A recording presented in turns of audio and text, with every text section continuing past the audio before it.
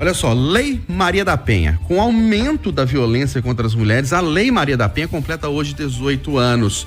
Em poucos meses, agora de 2024, Minas Gerais soma mais de 75 mil casos de agressão. No Brasil, dados do Conselho Nacional de Justiça apontam que quase 400 mil casos de violência contra a mulher foram registrados em apenas 5 meses.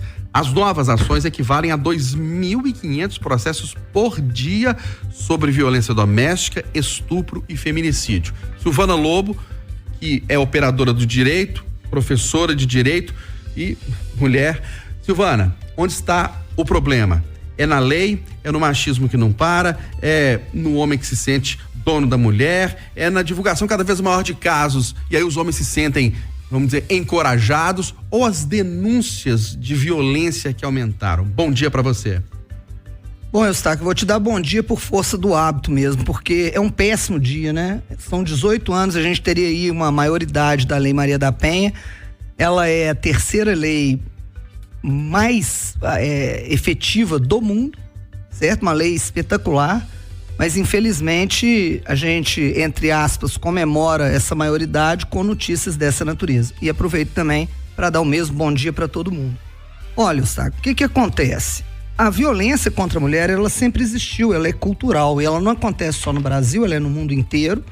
E o que a gente observa é que, de fato, ela vem aumentando. Qual que é o motivo? Porque hoje divulga mais. Não, não é porque hoje divulga mais. O problema é o seguinte: hoje a mulher antigamente ela se submetia. Então ela não tinha mercado de trabalho, as nossas avós, bisavós, as mães de alguns aí, então não tinha isso. O homem fazia o que queria, da forma que queria, e ela era submissa. Quando a gente tinha uma mulher que se revelava, que sexualmente tinha desejos dos outros, que trabalhava de outras formas, ela era taxada, ela tinha uma taxação bem diferenciada.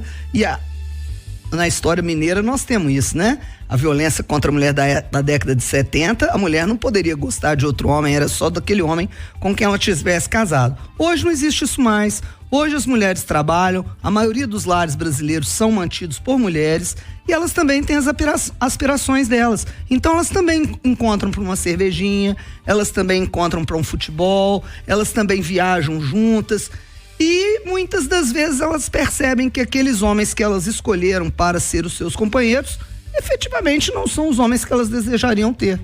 E aí vem o problema do machismo mesmo, em que a criação que é feita hoje ainda é uma criação nesse sentido, de que a mulher é um objeto do homem e, portanto, ela é dele, e se ela é dele não pode ser de mais ninguém.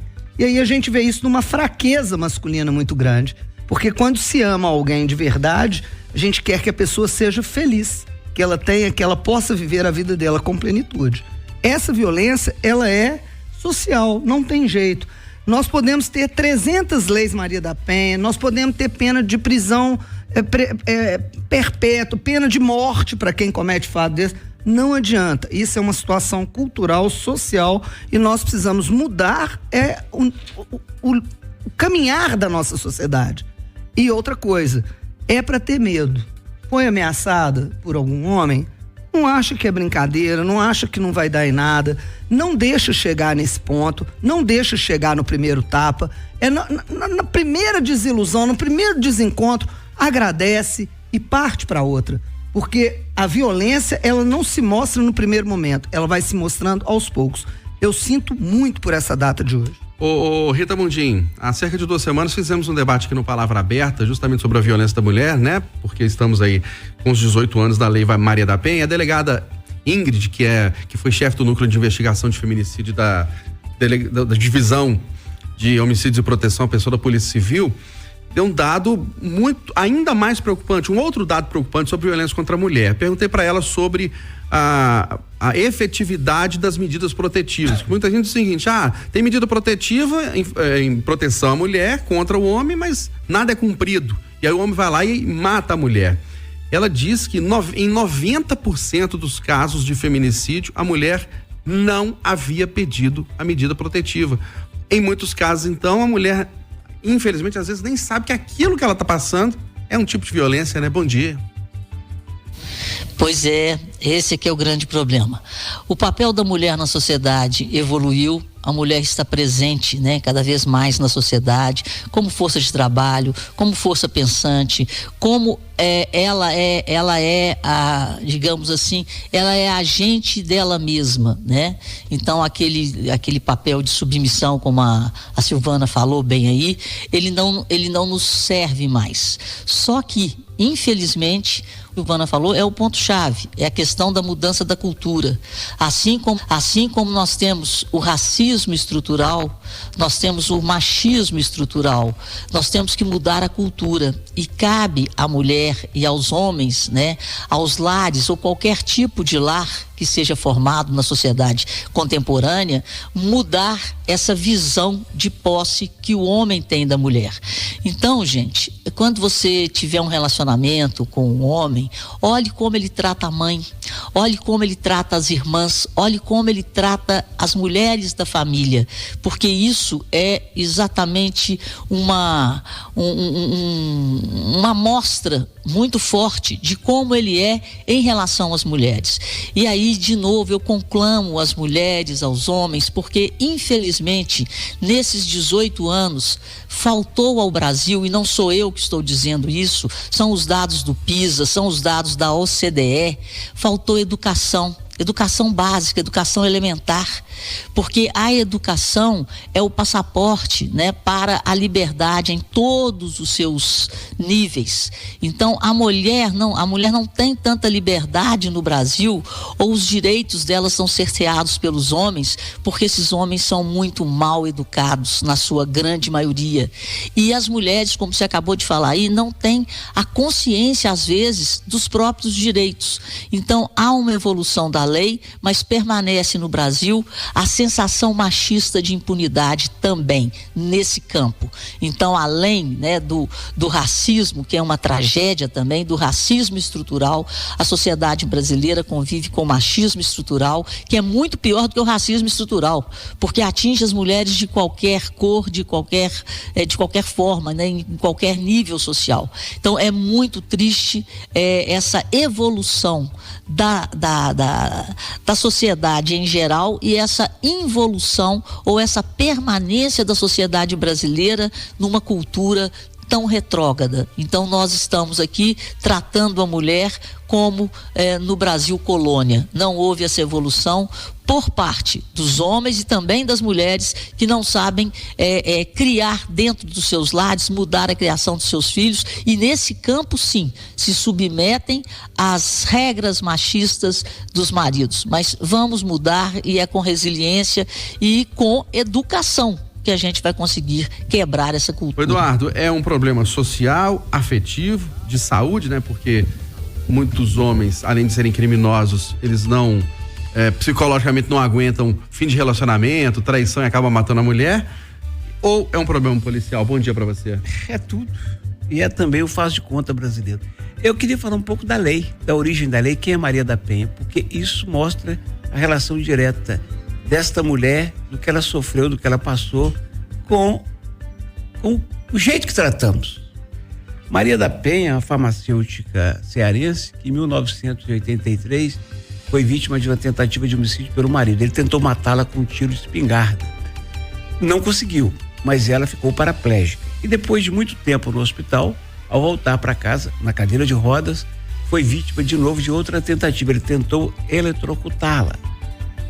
Ela, para daqui, para dali, criou coragem e foi buscar a justiça brasileira. E aí foi vítima do que todas as mulheres, vamos arredondar para todas, são hoje. A incredulidade, né? A lei dela mudou isso. Hoje as delegadas já acreditam mais. A defesa alegava sempre que tinha irregularidade do processo, e enrolando, e o cara solto, e o cara ameaçando.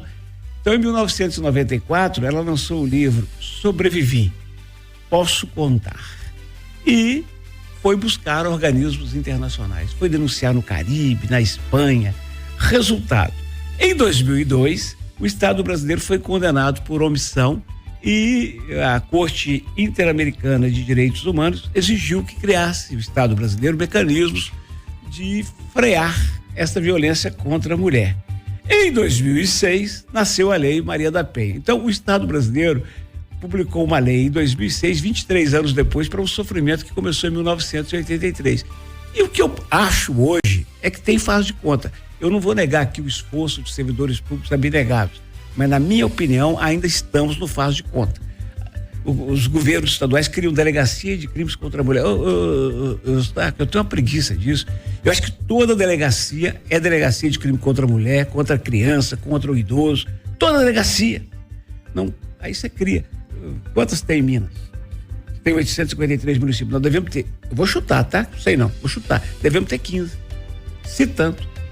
Então, que me perdoe uma defensora pública que está presente, mas Defensoria Pública, promotor, Ministério Público, Polícia Civil, Polícia Militar, Judiciário, tudo por dificuldades. E por ser o Brasil de faz de conta, todo mundo faz um discurso danado, mas na prática eu vejo muito pouca coisa. O resultado é que as mulheres são mortas do mesmo jeito. Aliás, está piorando. Aliás, está piorando, viu? Então, uma epidemia. O esforço é muito grande. É impunidade. O esforço é muito grande, mas a cidadã pode casar com o comandante-geral da Polícia Militar. Se o outro cismar de matar ela, vai matar.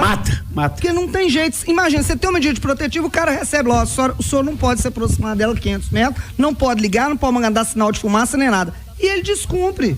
Essas medidas, elas vão servir para aquele cidadão que é educado. Mas se ele é educado, ele não vai fazer isso com a mulher dele. Então, isso é uma questão social, cultural. Nós precisamos ter uma mudança da cabeça das pessoas. Agora, a luta da defensoria é inglória. A gente luta diariamente, recebe as mulheres, leva até as delegacias. As delegadas são muito efetivas, as juízes. Gente, o Tribunal de Justiça de Minas chegou a fazer uma câmara específica só para julgar casos de violência doméstica. Pois não, Rita? Não devia. Todas as câmaras deviam julgar. É a questão da impunidade. Eu gostaria que você falasse mais disso também. Porque o cara vai, mata e depois ele tá solto. E aí olha a Ângela Diniz lá em 1976, né? O Doc Street, aquilo entrou pra história. E parece que nada mudou.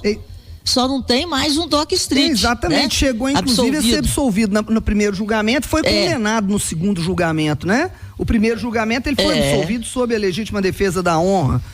Para a época, né? Tinha uma justificativa para essa aceitação da tradicionalíssima família mineira que ela largou aqui em Belo Horizonte. Enfim, isso também não vem ao caso, mas vem ao caso, principalmente, dizer que hoje a lei é sensacional, mas nós não podemos ficar naquela ilusão de que só a lei vai resolver.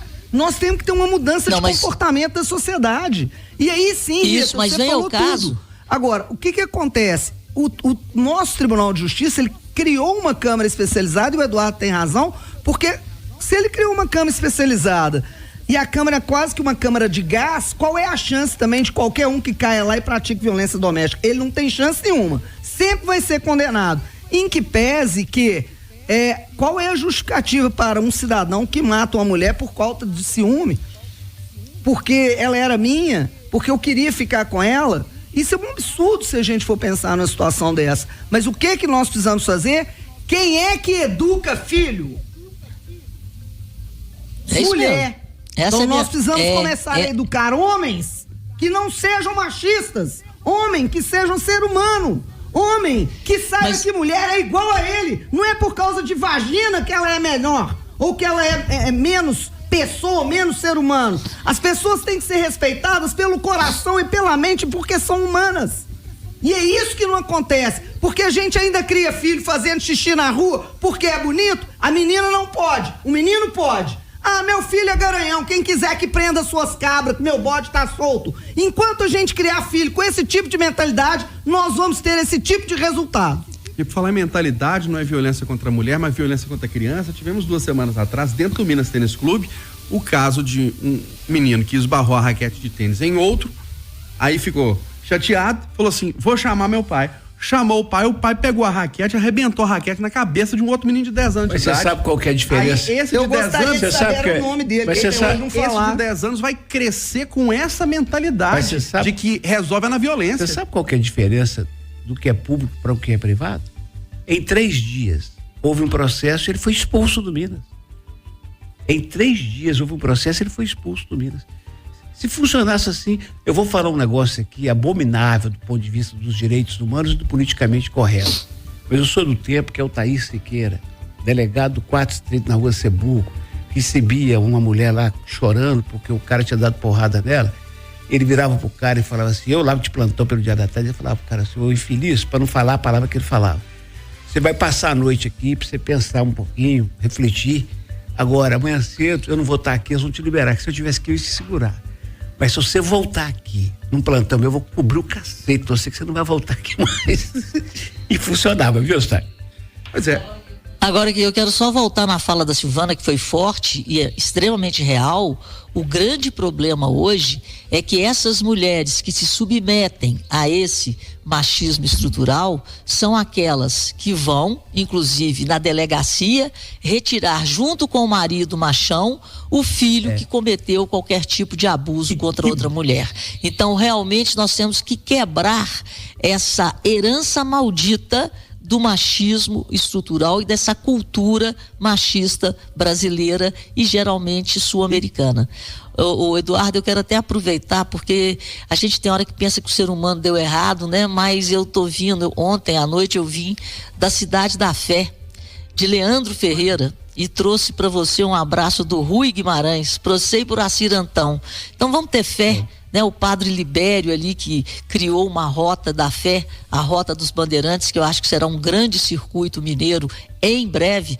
Então vamos acreditar em Deus, vamos rezar mais para a gente ter força, né, para quebrar esse tipo de cultura. Eu queria aproveitar, Eustáquio, eu sei que está aí por dentro de tudo, né, como a Edilene Lopes em cima do fato. Na hora que eu voltei, eram meia-noite mais ou menos, onde tem depois do posto chefão na Polícia Rodoviária, a nova concessionária assumiu. Eu nunca vi tanta obra e tanta máquina.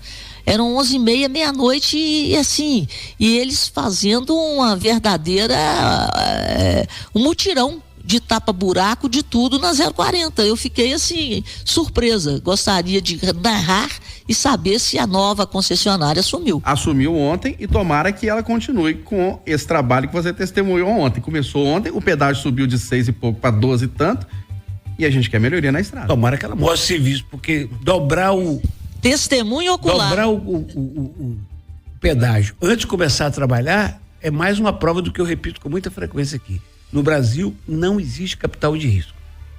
Você vai lá, privatiza, começa a ganhar bilhões para depois gastar. Agora, eu não posso deixar de dizer isso, né? Que bom que os dois discursos fortes aqui foram feitos pelas duas representantes femininas da bancada. Porque se a gente fala que tem muita mulher que dá mole pro azar, Eduardo, você está culpando a vítima? Ainda tem isso também, minha amiga. Se nós todos não tivermos responsabilidade, como diria a dona Rita Mundim, agarrar no terço, tem futuro não.